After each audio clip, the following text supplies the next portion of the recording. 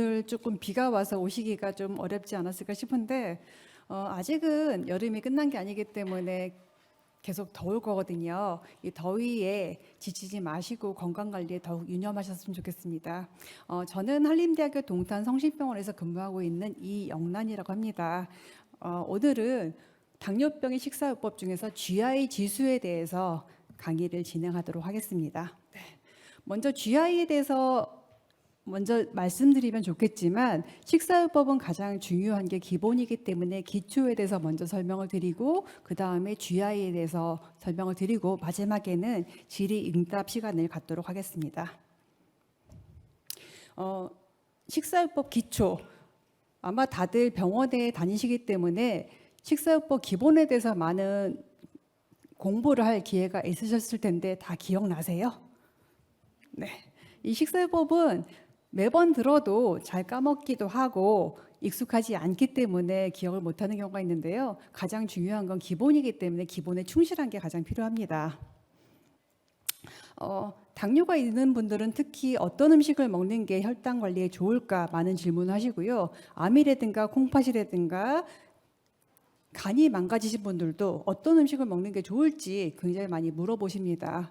그렇다 그러면은 저 정답은 없습니다. 왜냐하면 당뇨에서는 특별하게 좋은 음식을 먹어야지 혈당이 조절된다라는 게 없고 일단은 내가 현재 먹고 있는 식사에서 뭐가 문제가 있는지를 파악하는 게 좋습니다. 그래서 식사를 지금 밥상이 있지만 환자분들한테 식사를 어떻게 하세요? 라고 물어보면 다들 그렇게 얘기하세요. 남들 먹는 거 똑같이 먹는다 라고 하지만 이 밥상은 사람마다 천차만별이고요. 끼니 때마다 또 다르죠. 그래서 내가 이 밥상에서 먹는 음식이 혈당을 조절할 수 있기 때문에 혈당을 많이 올리는 탄수화물은 얼만큼 들어있는지 그 다음에 단백질이나 지방이 부족하지 않은지를 파악해서 가급적이면은 건강하고 혈당을 잘 조절할 수 있는 식사로 바꾸는 게 식사요법이다 라고 보시면 될 것 같아요.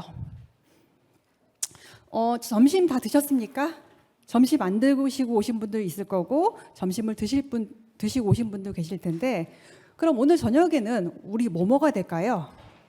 지금 제가 식사를 5종류를 준비했는데 저기서 뭐 드시고 싶으세요? 혹시 뭐는 먹으면 안 될까요?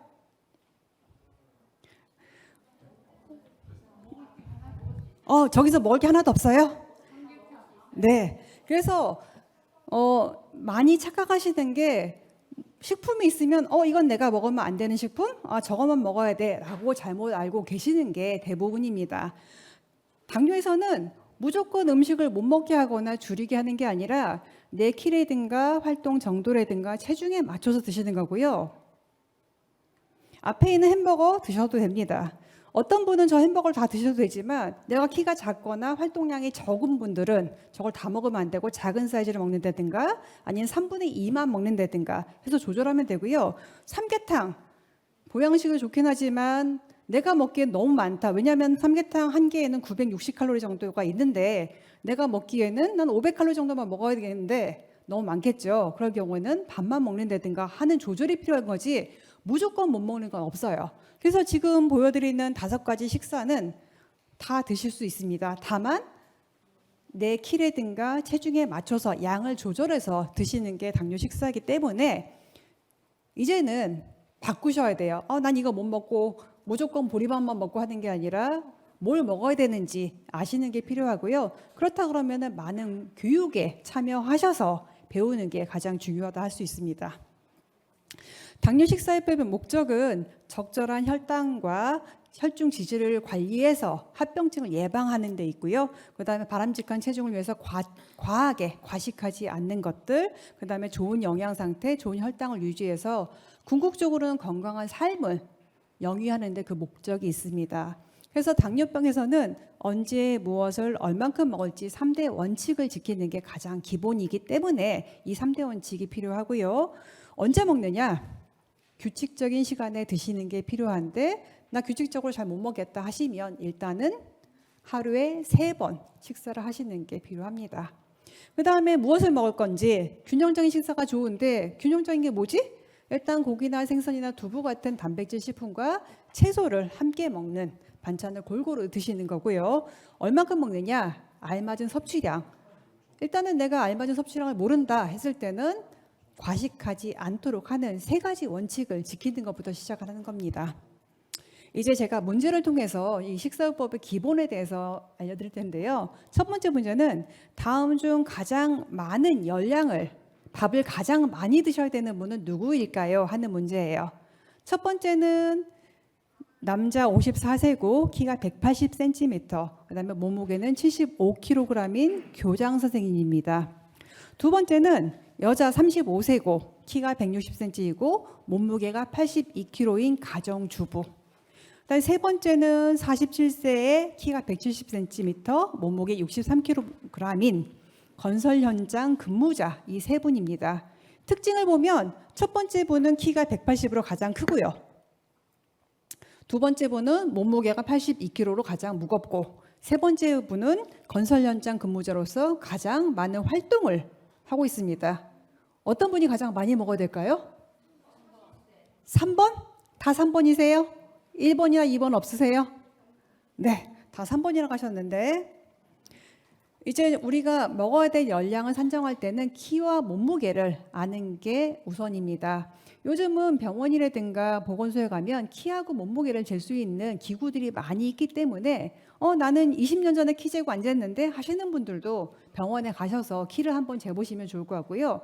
왜냐하면 나이가 드시면 드실수록 키가 조금씩 줄어들어서 내가 20년 전에는 170이었는데 지금은 165밖에 안 된다 라고 할 수도 있거든요. 그래서 반드시 키를 좀 재보시는 게 필요하고요. 아마 체중은 집에 체중계가 좀 다 구비가 되어 있어 자주 재시긴 할 거예요. 그래서 키와 체중을 아시는 게 필요합니다.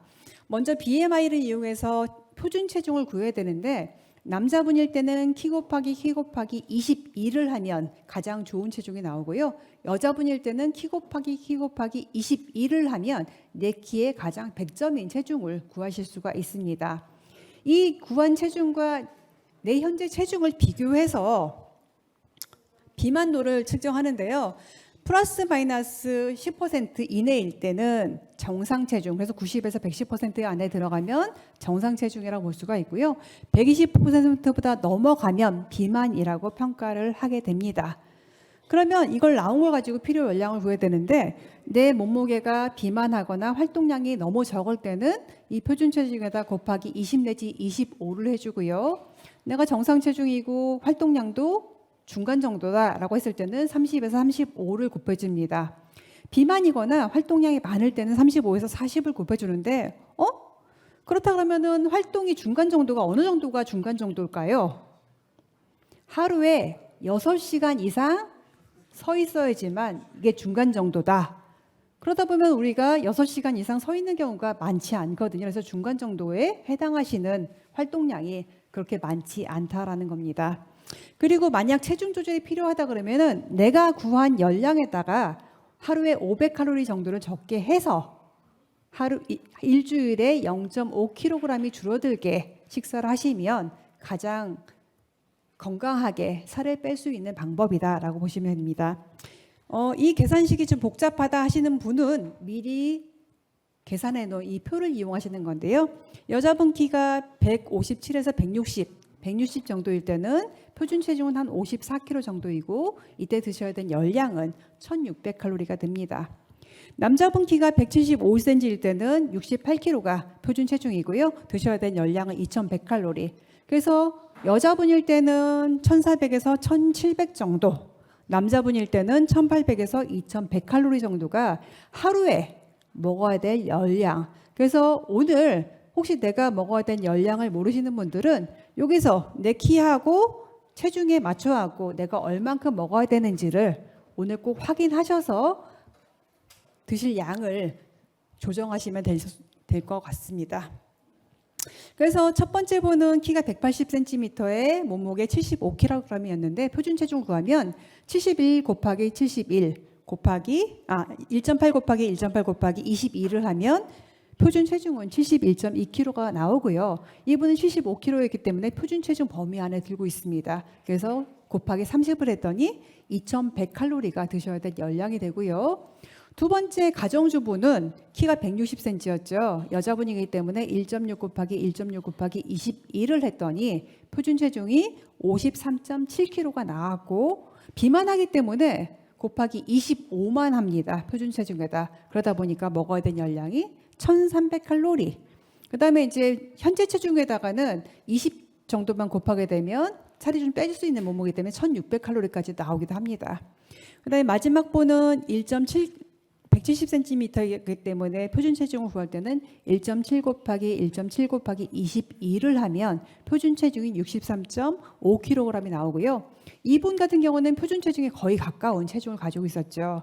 활동량이 많기 때문에 표준 체중에다 40을 곱하면 2500칼로리가 나옵니다. 그래서 다들 맞추셨기 때문에 3번이 정답이 되겠습니다.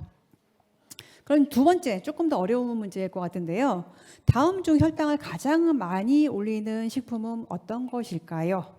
1번 딸기 150g, 2번 봉지커피 1개, 3번 고구마 작은 거 2분의 1개 70g. 네, 이제 좀 난이도가 좀 있죠? 어떤 게 가장 많이 올릴까요? 1번, 나는 1번이다 하시는 분들 한 분, 두 분. 네, 2번, 나는 2번. 2번 맞네요. 네, 3번 고구마 두 분. 예, 그래서 거의 대부분이 2번 봉지 커피를 선택하셨습니다. 우리가 이제 영양소와 혈당을 보게 되면 어떤 음식을 먹으면 음식 속에 있는 영양소에서 혈당 올라가는 정도가 다른데 탄수화물은 바로 흡수가 되면서 굉장히 높게 혈당을 올리게 되고요. 단백질은 서서히 소화가 되면서 식후 2시간부터 혈당이 올라가서 3시간, 4시간까지도 올라가 있습니다. 지방은 아주 천천히, 아주 길게 혈당을 올리는데요. 그래서 탄수화물은 높게, 그 다음에 빨리 올리기 때문에 혈당 증가와 인슐린 요구량에 가장 영향을 많이 미치는 영양소가 될 수가 있고 따라서 섭취한 당질량에 따라서 혈당 상승이 달라진다라는 거예요. 그래서 이제 아셔야 될 것 중에 하나가 탄수화물이 다 똑같지 않다라는 거고요. 그래서 탄수화물 종류를 알아보면 탄수화물에는 3가지 종류가 있는데 단순당, 복합당, 섬유소 이 3가지로 이루어져 있습니다. 단순당이라는 것은 우리 몸의 혈당은 포도당이에요. 포도당.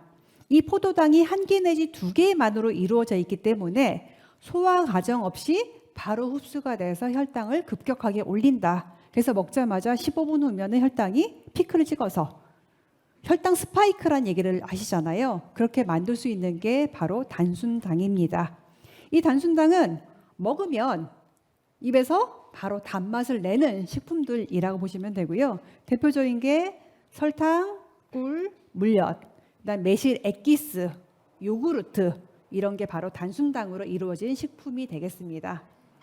복합당은 이 포도당이 300개에서 수만 개까지 뭉쳐져 있기 때문에 우리가 바로 입에 넣었을 땐 단맛이 안 나요. 꽁꽁 묶여 있기 때문에. 그래서 씹어서 부서뜨려야 되고 소화 효소에 의해서 녹여야 되기 때문에 시간이 좀 필요하고요. 그래서 먹자마자 바로 혈당 올리지 않고 30분부터 서서히 혈당을 올린다라고 보시면 되는데 대표적인 식품이 밥이라든가 빵이라든가 국수, 고구마, 감자, 옥수수 이런 식품이 포함이 됩니다. 섬유소는 복합당처럼 300개에서 수만 개로 이루어져 있는데 이게 잘게 부수는 건 가능하지만 우리 몸에서 포도당으로 못 만들어요. 소화 효소가 없어서. 그래서 소화가 안 되고 뱃속에 있다가 소장, 대장을 통해서 똥으로 바깥으로 나가는 거라고 보시면 돼요.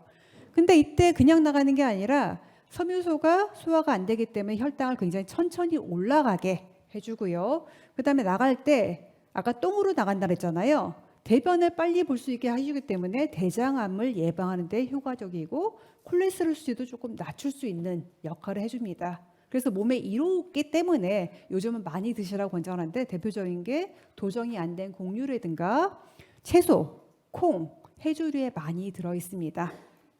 그래서 우리가 먹을 때는 단순당이냐 복합당이냐 섬유소냐 이렇게 따지지 않고 그냥 맛있는 음식하고 먹지만 실질적으로 혈당을 만드는 거는 탄수화물의 종류, 단순당이냐 복합당이냐 중요하지만 그것보다는 얼만큼 먹었느냐가 가장 혈당의 중요한 요소이기 때문에 양 개념이 가장 중요하다는 것을 다시 한번 강조드립니다. 그렇다 그러면은 이제 1번 딸기는 과일군 한 단위이기 때문에 탄수화물이 12g 들어있고요. 두 번째, 봉지 커피는 커피도 들어있고 설탕도 들어있고 프림도 들어있는데 지방이 들어있기 때문에 탄수화물은 9g 들어있습니다. 세 번째, 고구마는 곡류군 한 단위이기 때문에 탄수화물이 23g 들어있어요. 그럼 어떤 게 가장 많이 들어있죠? 고구마. 그래서 많은 분들이 달짝지근한 믹스 커피가 혈당을 가장 많이 올릴 거라고 예상했지만 실질적으로는 고구마가 혈당을 가장 많이 올리는 식품입니다. 그래서 답은 3번이 되겠습니다. 두 분 맞추셨죠? 네. 그래서 이제 커피에 대해서 조금 알아보면 이제 더운 여름에는 우리가 아이스 아메리카노를 많이 마시죠. 그래서 아이스 아메리카노라든가 아메리카노는 약 7칼로리 정도만 가지고 있어서 혈당을 거의 올리지 않고요. 여기에 설탕이 포함되어 있거나 우유가 포함되어 있거나 둘 다 포함되어 있으면 열량이 굉장히 급격하게 올라가면서 하는데 보이실지 모르겠지만 화이트 초콜릿 모카라는 커피가 있는데 여기에는 초콜릿도 들어가 있고 크림도 들어가 있고 설탕도 많이 들어가 있어요. 그 열량이 약 350칼로리 되는데 밥 한 공기보다 높은 열량이 될 수 있습니다. 그래서 우리가 커피를 아메리카노를 마실 때는 혈당에 크게 문제가 되지 않지만 설탕이나 프림이 들어간 달짝지근하고 뭔가 들어가 있는 커피를 마실 때는 이게 혈당을 많이 올릴 수 있구나라는 예상을 하고 마시는 게 필요할 것 같고요. 그다음에 이제 믹스 커피가 55칼로리 정도인데 이 55칼로리는 참외 작은 거 반 개 정도, 그다음에 식빵 반쪽 정도에 해당하기 때문에 이 믹스 커피를 내가 꼭 먹어야겠다. 안 드시면 좋지만 꼭 먹어야겠다 하시는 분은 밥을 한 숟가락 반 정도 덜 드시거나 아니면 과일을 한번 안 먹고서 드시면 혈당 조절에 문제가 없을 수 있습니다. 이제 3번. 다음 중 식사요법을 잘 실천하는 사람은 누구일까요? 하는 얘기인데요. 첫 번째는 혈당을 낮추기 위해서 밥은 안 먹고 삼겹살만 배부르게 먹고 있습니다. 두 번째, 쌀밥. 쌀밥 먹으면 안 되죠. 보통 당뇨 환자분들은 무조건 보리밥 이렇게 하는데 쌀밥을 반 공기에서 한 공기 먹고 있고 고기, 채소, 생선 같은 걸 골고루 먹고 간식으로 우유하고 과일까지 먹고 있습니다. 세 번째는 무조건 당뇨엔 잡곡밥이지. 그래서 잡곡밥을 배부르게 먹고 있고요. 남들이 고기도 먹으면 안 좋다고 해서 김치라든가 장아찌라든가 찌개 먹고 있고 간식은 안 먹고 있습니다. 어떤 분이 혈당 조절이 가장 잘 될까요? 많이 아시고 오셨네요. 네. 그래서 보면 이제 일반적으로 혈당을 높이는 식품은 나쁜 식품, 혈당을 올리지 않는 식품은 좋은 식품 이런 잘못된 편견을 많이 가지고 있는데 반드시 혈당을 올린다고 해서 나쁜 식품이 아니다라는 걸 아셔야 될 것 같고요. 우리가 음식을 먹으면 혈당이 올라가는데 모든 음식을 먹으면 똑같이 혈당을 올리는 게 아니에요. 탄수화물 같은 경우에는 포도당으로 분해되고 단백질은 아미노산으로, 지방은 지방산으로 분해되는데 이 포도당이 혈당을 만드는 성분이라고 했어요. 그래서 혈당 조절에 있어서는 탄수화물을 얼만큼 먹었는지가 혈당 조절의 가장 큰 키워드라고 할 수가 있겠고요. 그래서 우리가 먹은 영양소가 혈당으로 변환되는 걸 확인하면 탄수화물은 100% 혈당으로 갑니다. 단백질은 50% 정도만 혈당으로 변환이 되고요. 지방은 10%만 혈당으로 전환되기 때문에 100% 혈당을 올리는 탄수화물을 항상 주의하고 탄수화물 먹는 양에 초점을 맞추는 게 필요합니다. 삼겹살은 성분이 단백질하고 지방이에요. 그래서 열량을 낼 때는 단백질이 25%고 지방이 75%로 지방 함량이 굉장히 높기 때문에 직접적으로 혈당을 올리진 않아요. 혈당은 안 올리네? 그렇지만 이 지방, 고지방, 고단백질에 의해서 열량이 높기 때문에 체중 증가를 불러올 수 있고요. 이렇게 늘어난 체중에 의해서 인슐린, 저항성이 높아지고 또 포화지방이 많아서 혈관을 잘 막을 수 있기 때문에 혈관에 또 혈당에 장기적으로 봤을 때는 좋지 않다라는 거고요. 그래서 건강한 선택을 위해서는 기름 많은 삼겹살이라든가 갈비보다는 기름이 적고 오메가3 지방산이 많이 들어있는 생선을 먹는다든가 하는 방법도 도움이 되고, 그 다음에 기름을 제거한 살코기만 먹는다든가 닭고기를 먹을 때도 껍질을 제거하고 먹으면 건강에 도움이 될 수 있습니다. 채소 같은 경우에는 많이 먹어도 열량을 올리는 탄수화물이 적기 때문에 배불리 드시라고 권장을 하고요. 다만 콩팥에 문제가 있으신 분들은 채소 섭취에 조금 주의를 하셔야 합니다.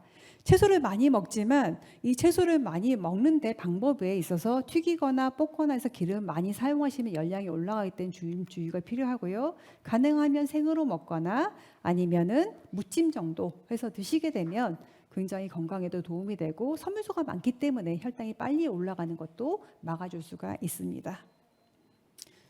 그리고 이제 식사를 할 때는 가급적이면 규칙적으로 제때하라고 그러는데 하루 식사는 3끼 하시는 거잖아요. 그래서 식사 간격은 식사와 식사를 4시간에서 6시간 정도 두고 드시는 게 좋고요.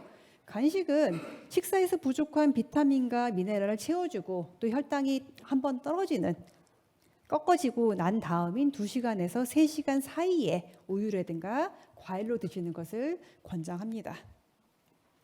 그리고 이제 혈당을 높이는 이제 1번 같은 경우에는 삼겹살만 먹는다라고 했을 때는 고단백, 고지방이기 때문에 식후 2시간 이후부터 혈당을 많이 올리고요. 그래서 그 결과적으로 다음 끼니 공복 혈당까지도 높게 유지가 됩니다. 이게 안 나와서 잘 안 되는데, 그리고 두 번째는 이제 쌀밥을 먹더라도 식사 양이 많지 않다 그러면 혈당이 그렇게 많이 안 올라가기 때문에 정상 혈당 범위를 유지할 수가 있고요.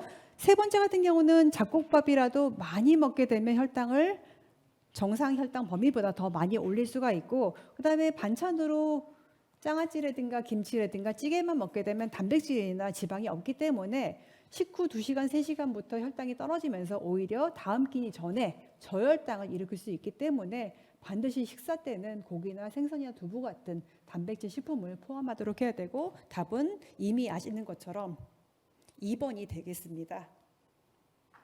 그래서 다시 한번 3대 원칙을 강조하면 하루 3끼 식사, 그 다음에 단백질, 찬을 꼭 포함해서 골고루 드시면서 나한테 알맞은 양, 과식하지 않는 3대 원칙을 꼭 지키시는 게 필요하겠습니다.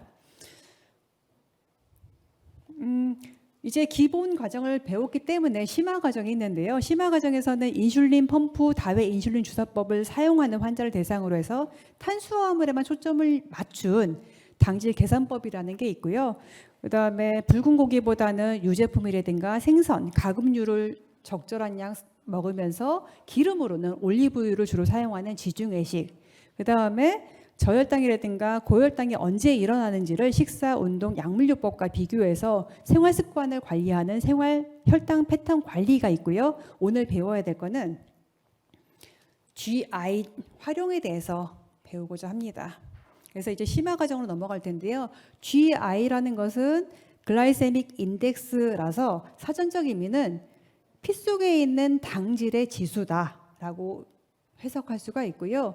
이 GI는 1981년 토론토 대학에 있는 데이비드 젠킨스 박사가 어떤 음식이 당뇨병 환자의 혈당 관리에 좋을까라는 연구 과정에서 개발을 했습니다.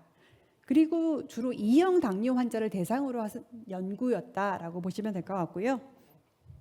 이 GI라는 것은 음식에 있는 탄수화물이 포도당으로 소화가 돼서 얼마나 빠르게 흡수가 되나라는 걸 본 수치이고요. 그래서 흰빵, 포도당을 100으로 했을 때 포도당이 50g, 당질이 50g 들어있는 식품을 섭취한 다음 2시간까지의 혈당을 이 표준식품하고 비교한 넓이라고 보시면 되고요. 0부터 100까지 표시를 합니다. 이 수치를 개발할 때는 표준식품을 먹고 나서 식후 1시간까지는 15분마다 혈당을 측정했고요. 그 이후에는 30분마다 혈당을 측정해서 이 넓이를 계산을 했습니다. 소화 과정을 이제 한번 볼 텐데요. 이 소화 과정이 좀 어려워 보이지만 중학교 2학년 때 배우는 과정입니다. 그래서 우리가 음식을 먹으면 이 음식이 입에서부터 똥으로 나가기까지 과정 중에 하나라고 보시면 될 것 같고요. 우리가 음식을 먹으면 일단 침에서 소화 효소가 나오는데 이 침에 있는 아밀라제는 탄수화물에만 작용을 합니다. 그래서 탄수화물이 입에서부터 소화가 진행되고요.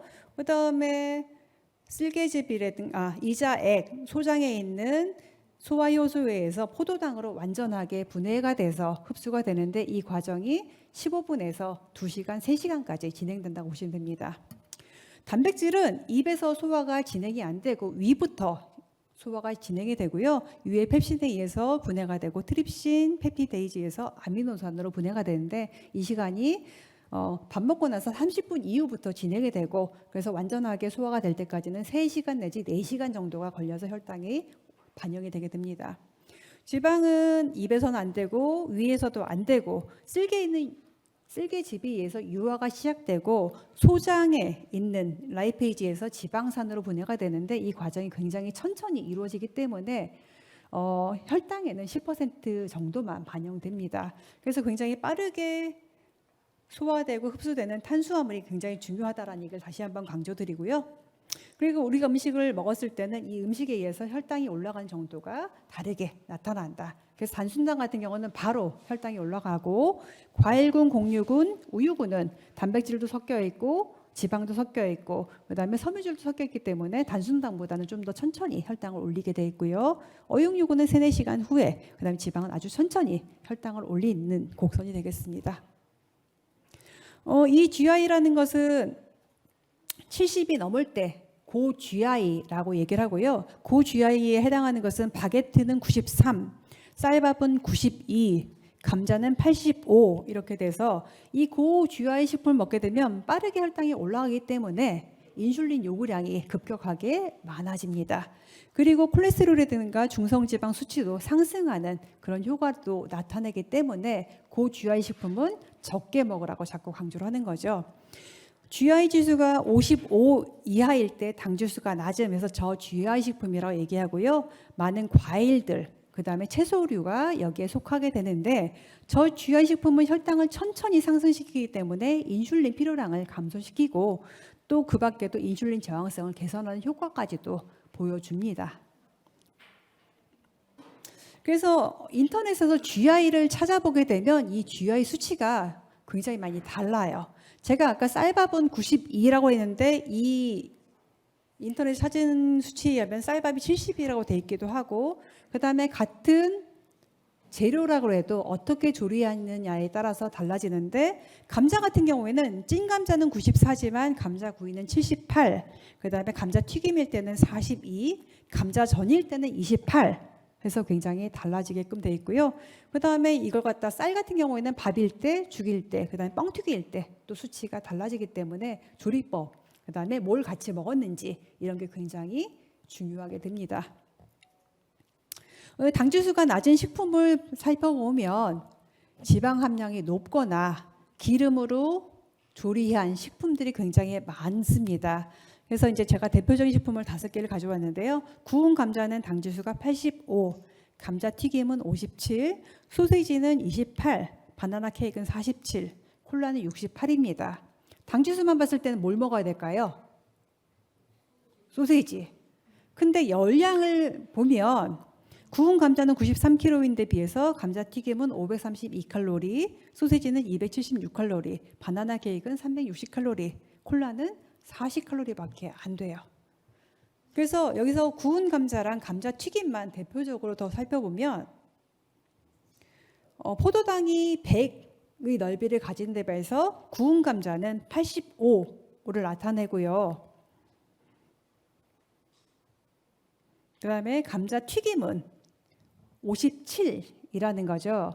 이 그래프에서 보시면 이 GI라는 것은 2시간까지만 봤기 때문에 우리가 2시간 안에 빨리 어떤 게 소화돼서 혈당에 도달하느냐를 보는 거예요.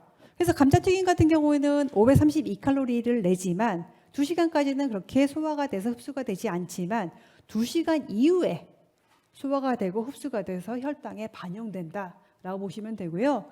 소세지나 바나나 케이크도 마찬가지예요. 이게 식후 2시간까지는 얘가 별로 혈당을 올리지 않지만 그 이후에 혈당을 올리는 부분이 많기 때문에 이런 부분을 간과하면 안 된다라는 거죠.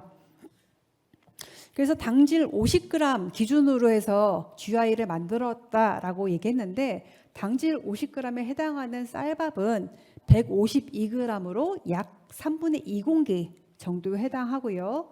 그 다음에 설탕은 3큰술, 50g이면 큰 숟가락으로 밥 숟가락으로 3숟가락 정도 됩니다.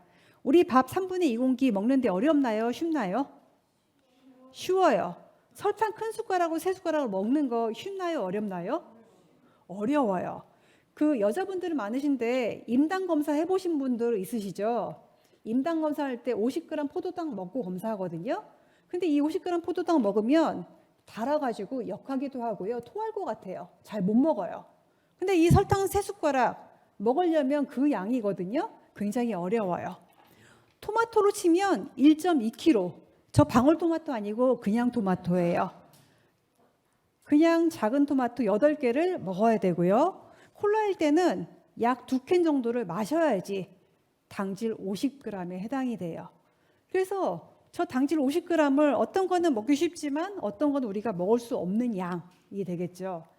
그 다음에 또 GI는 내가 먹는 컨디션에 따라서 같은 사람이 먹더라도 약간 달라지고요. 또 제가 아니라 다른 분이 드시고 나서 검사를 하면 또 수치가 달라집니다. 그래서 이런 제한점이 있기 때문에 이 제한점을 개선하려고 혈당 지수와 함께 혈당 부하라는 것을 만들어냈고요. 이 혈당 부하는 먹는 양까지 계산해서 계산을 합니다. 그래서 혈당 지수에다가 이의 섭취 분량을 곱한 다음에 100으로 나눠서 혈당 부하라는 것을 또 새롭게 하나 만들어냈어요. 이 혈당 부하는 10 이하일 때 저혈당 부하라고 얘기하고요. 20이 넘어가면 고혈당 부하라고 얘기를 합니다. 그래서 이 GI를 계산하는 방법은 쌀밥 한 공기는 GI가 92, 아까 어디서는 70이라고 봤잖아요. 그 이유는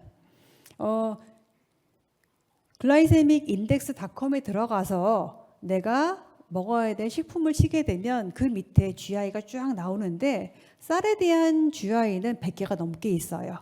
왜냐하면 쌀 품종에 따라서 이게 GI가 달라지고요. 이 쌀을 갖다가 조리할 때 물을 얼만큼 넣는지 또 얼만큼 시간만큼 조리했는지라서 GI가 굉장히 달라집니다.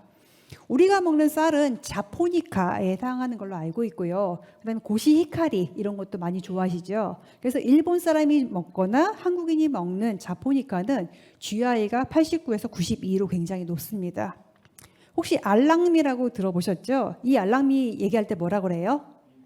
날아간다, 가볍다 이렇게 얘기하죠. 이 품종은 인디아라는 품종인데 GI가 70 정도로 낮아요. 그래서 이 쌀 품종에 따라서 GI가 많이 달라지고요. 저희는 92짜리를 가져왔습니다. 그래서 GI가 92고 1회 분량 한 공기를 먹을 때는 탄수화물이 69g 들어있는데 같이 곱하게 되면 이 GL은 63.4로 고 GI 중에서도 굉장히 높은 GL을 나타내겠죠. 수박은 먹을 때 보통 얼만큼 먹어요? 한 통 다 드시는 분 없으시죠? 보통 요만한 거 2쪽 정도 드실 텐데요. 그럼 300g 정도에 해당합니다. 아마 마트에 가서 1인 분량으로 파는 것들이 300g 정도로 포장되어 있는데요. GI는 72이기 때문에 고 GI에 해당되지만 이 1회 분량을 곱했더니 GL이 17.2가 나와서 중 GL에 해당하는 수치가 됐고요. 토마토 같은 경우에는 300g이면 작은 거 2개 정도가 해당이 돼요. 그래서 GI가 30으로 워낙 낮았지만 1회 분량에 들어있는 탄수화물 양도 12g이기 때문에 3.6 굉장히 낮은 GL을 나타내고 있습니다. 그래서 GL을 보시거나 GI를 보실 때는 주의하셔야 될 게 이 혈당 지수와 혈당 부하 검사할 때는 지방이라든가 단백질은 전혀 고려하지 않고 탄수화물만을 고려한 수치라는 것을 명심을 하시는 게 꼭 필요할 것 같고요. 이 아까 얘기한 글라이세믹 인덱스란 닷컴에 들어가셔서 내가 먹을 식품을 입력하시게 되면 다 나오는데 시중에 나와 있는 계산된 것들을 보시게 되면 많이 왔다 갔다 해요. 답이라도 수치가 92인데도 있고 70인데도 있고 89인데도 있고, 그래서 내가 직접 들어가서 찾아서 GI를 확인하시게 되면 바로 옆에 GL 표시도 있기 때문에 같이 계산하시는데 굉장히 편리하게 되어 있습니다. 이 GI를 활용하는 방법은 어떻게 내가 활용하면 혈당 관리에 도움이 될까가 가장 중요하겠죠. GI가 필요할 때는 같은 열량일 때 가능하면 GI가 낮은 걸 선택하면 혈당 관리에 굉장히 도움이 될 수 있습니다. 밥을 먹을 때 쌀밥은 GI가 92고 보리밥은 GI가 25로 굉장히 낮아요. 이때는 도움이 될 수 있는데 GL을 계산하더라도 쌀밥일 때는 92에다가 46을 곱하게 되면 42.3으로 고 GL을 나타내게 되고, 보리밥일 때는 25에다가 46을 곱하게 되면 11.5로 GL도 중 GL이 나옵니다. 그래서 혈당으로 이제 제가 도식화를 해서 보여주면 쌀밥을 먹으면 혈당이 빨리 소화가 되기 때문에 급격하게 올라가서 혈당을 많이 높이죠. 그래서 인슐린 요구량을 많이 요구를 해요. 근데 보리밥 같은 경우에는 섬유질이 워낙 많다 보니까 소화가 잘 안 되기도 하고 뱃속에 오래 머물면서 천천히 소화가 되고 또 식후 4시간까지도 이 혈당을 유지하기 때문에 보통 쌀밥 먹으면 배가 빨리 꺼지니까 배가 고프면 어떻게 해요? 간식을 또 찾겠죠. 그래서 간식을 더 먹어서 혈당을 높이지만 보리밥을 먹으면 식후 4시간까지도 뱃속이 든든하기 때문에 혈당도 많이 안 올리고 관리하는 데 도움이 될 수 있습니다. 그래서 같은 열량일 때는 GI가 낮은 것으로 선택하는 게 혈당 관리에 많은 도움이 된다라고 보시면 되고요. 그래서 밥을 먹을 때는 가급적이면 도정이 다 된 것보다는 도정이 안 돼서 소화가 잘 안 되는 식품을 선택하는 게 도움이 되고요. 그래서 쌀밥보다는 보리밥이나 잡곡밥, 흰빵보다는 통밀빵, 그 다음에 찹쌀보다는 맵쌀. 이 찹쌀보다 맵쌀이 왜 GI가 낮은지 아세요?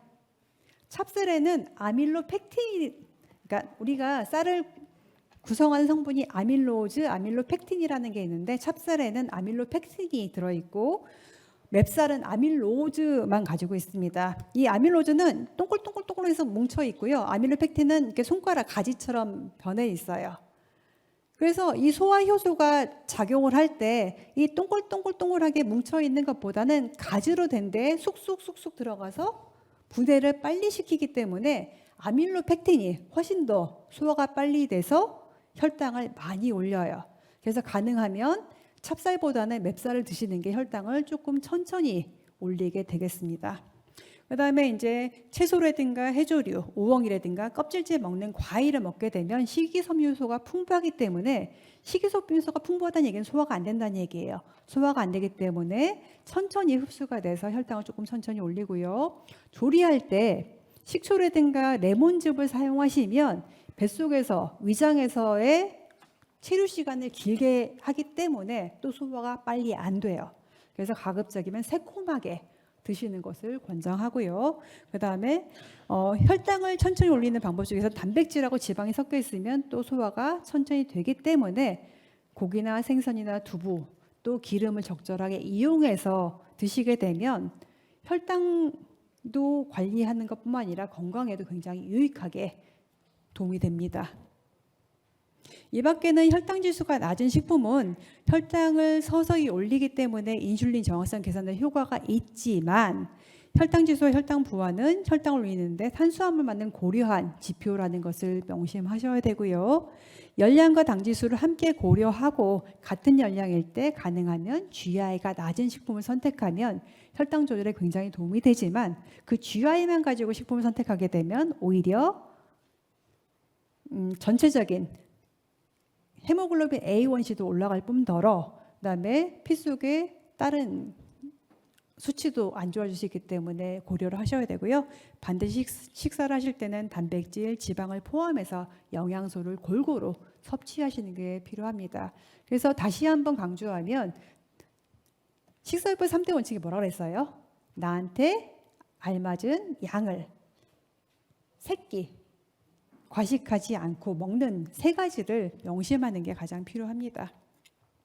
예, 이제는 제가 다 설명드렸고요. 혹시 GI라든가 식사요법에 대해서 궁금한 게 있으면 질의응답하는 시간을 갖도록 하겠습니다. 궁금한 거 있으신 분 물어봐 주세요. 네.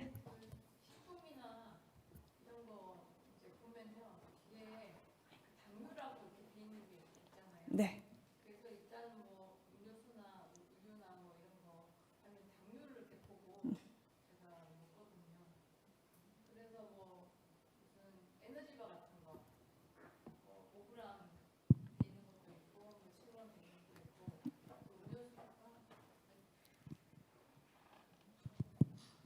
네, 그래서 그 당류라고 적혀 있는 거 뒤에 그걸 보게 되는데요.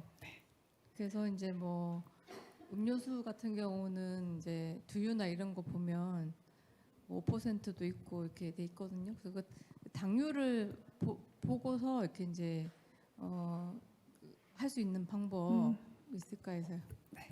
일단은 우리가 가공식품을 사시게 되면 지금 당플랜도 가지고 계시잖아요. 이 당플랜 뒤쪽에 보시면은 영양 성분표가 있을 거예요. 그 영양 성분표가 있는데 그 영양 성분표에는 열량이 나와 있고요. 탄수화물이 얼만큼 들어있는지 나와 있습니다. 탄수화물이 있고 그 밑에 당류라고 표시가 되어 있는데 이 탄수화물은 총 탄수화물이에요. 아까 탄수화물 종류도 보여드렸잖아요. 그래서 복합당하고 단순당하고 같이 있는 거고요. 당류라고 하면은 이 탄수화물 중에서 단당류만을 뽑아서 내놓은 거예요. 우리는 어떤 수치를 보셔야 되냐면 당류만 보시는 게 아니라 총 탄수화물 양을 보셔야 돼요. 제가 지금 계속 뭐 강조했어요? 탄수화물 양이 가장 중요하다고 말씀드렸잖아요. 그래서 단순당이냐 복합당이냐 이것도 중요하지만 이것보다 더 중요한 게 전체 탄수화물 양이 얼만큼인지가 가장 중요하기 때문에 탄수화물 양을 꼭 보셔야 되고요. 그중에서 당이 얼만큼 있다라는 것은 내가 먹었을 때 달다라고 느낄 수 있는 거라고 보시면 돼요. 그렇지만 중요한 건 탄수화물 전체 양이기 때문에 전체 탄수화물 양을 보시는 게 필요하고요.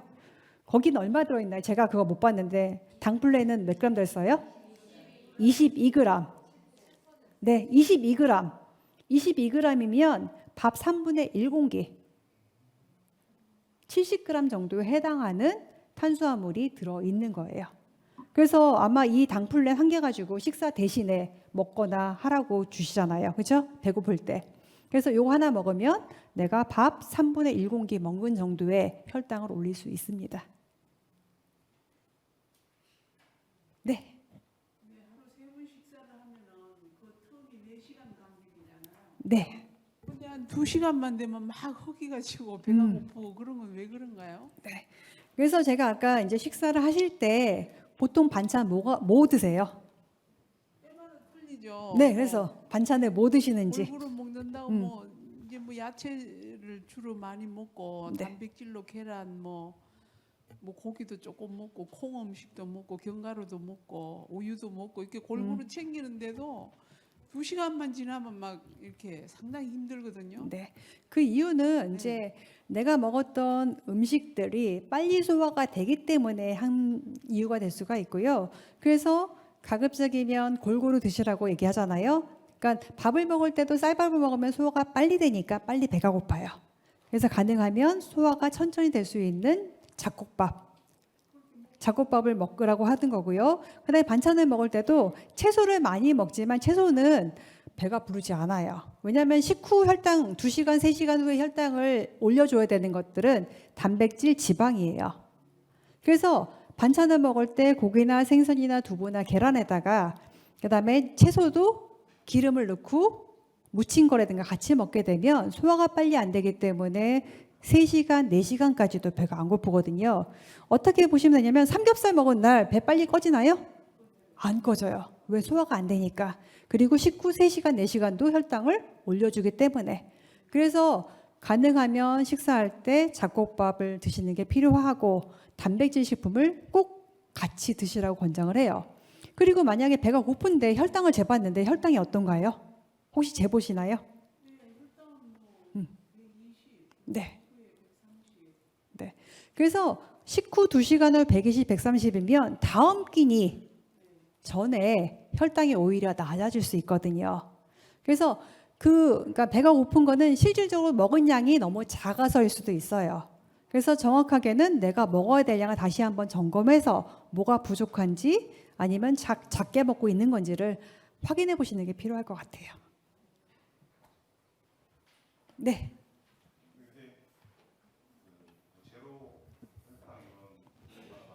네.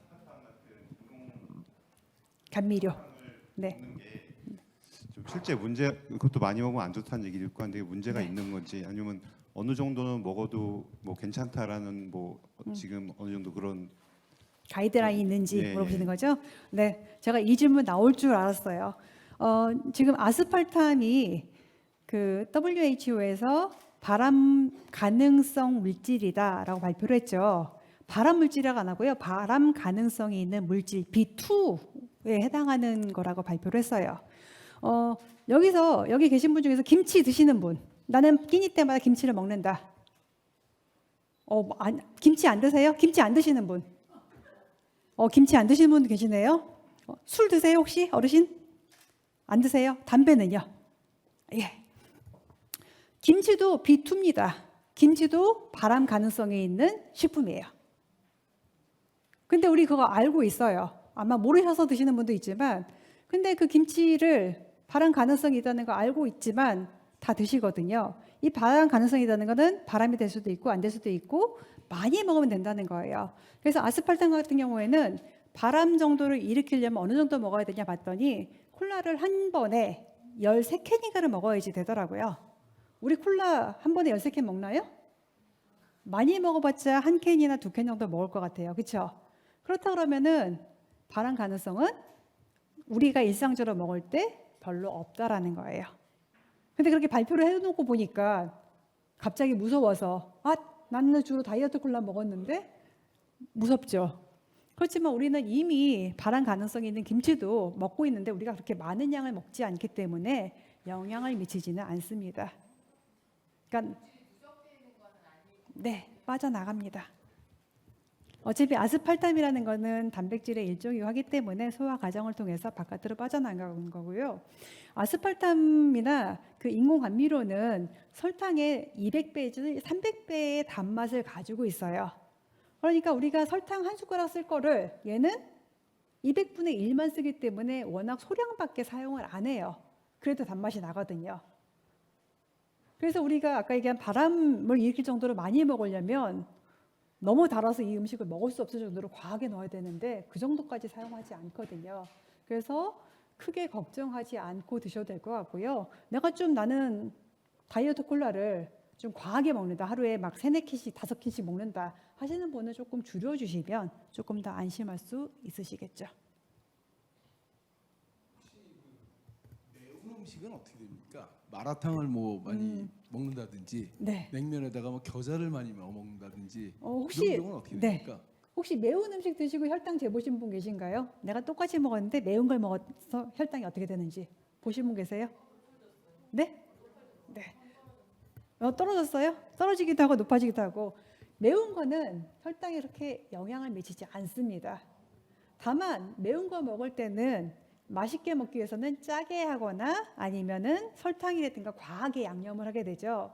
그래서 이 매운 거에 짜거나 달거나 하면 혈당이 많이 올라갈 거고요. 나는 그냥 풋고추만 그냥 먹는다 하시는 분 있죠. 청양고추만 그냥 먹는다. 이런 분들은 별로 혈당 올라가지 않으세요. 그래서 매운 거는 혈당에 관계는 없는데 이 매운 걸 먹으면 어때요? 배가 아프거나 설사하시는 분 많으세요. 그래서 위장이라든가 아니면 대장 쪽에 별로 좋지 않기 때문에 적절한 정도의 매운 거는 괜찮지만 과하게 드시는 건 내 위장 건강을 위해서는 조금 참으시는 게 괜찮습니다. 또 궁금하신 거? 궁금한 거 없으세요? 네. 네. 탄수화물이 22g하고 이제 7%라고 돼 있고요. 네. 이거는 그래서 이제 한 끼 대용으로 쓸 수 있는 거라고 하셨잖아요. 한 끼 대용으로는 부족하고요. 우리가 밥 먹을 때 3분의 1공기 먹나요, 밥을요? 한 공기 먹죠. 한 공기 먹거나 3분의 2공기 정도 드시잖아요. 그래서 이거는 만약에 내가 정말에 밥을 못 먹거나 할 때는 이걸 한 개 가지고는 안 돼요. 2개 이상은 먹어야지만 끼니가 되는 거예요. 그러면은 제가 이제 에너지바 네. 이거는 이제 20g에 6%돼 있거든요. 그럼 이것도 그냥 급할 때 나 중간에 밥 먹기 전에 배고플 때 요거 하나 정도 먹는 거는 괜찮죠. 그래서 지금 가지고 있는 당 플랜이라든가 에너지바 같은 경우는 어떤 때 이용하냐면은 내가 밥을 12시에 먹어야 되는데 뭔가가 일이 많거나 해서 밥을 제대로 차려 먹을 수가 없고 2-3시간 정도 늦어질 것 같아요. 그럼 어때요? 이때 밥을 안 먹게 되면 혈당이 떨어지게 됐죠. 그런 때 위급하게 한 캔 정도 먹고서 1-2시간 견딜 수 있도록 하는 데 도움이 되는 거예요. 간식 정도로. 네. 그리고 이제 아까 6%다, 7%다라는 거는 이 열량 전체에 탄수화물이 차지하고 있는 퍼센트이기 때문에 별로 중요하지 않아요. 당이 얼만큼 들어있는지만 확인하시고 그람수를 확인하시는 게 필요하지 몇 퍼센트는 그 전체 열량이기 때문에 별로 중요하진 않습니다. 그럼 당류보다는 탄수화물 몇 g인가 이거 네. 보면 되는 거네요. 네, 감사합니다. 혹시 또 궁금하신 거 없으세요? 네. 그럼 저는 여기서 강의를 마치고요. 예. 혹시 궁금한 거나 그런 게 있으면 협회 통해서 연락 주시면 제가 답변을 잘 드리도록 하겠습니다. 네, 감사합니다.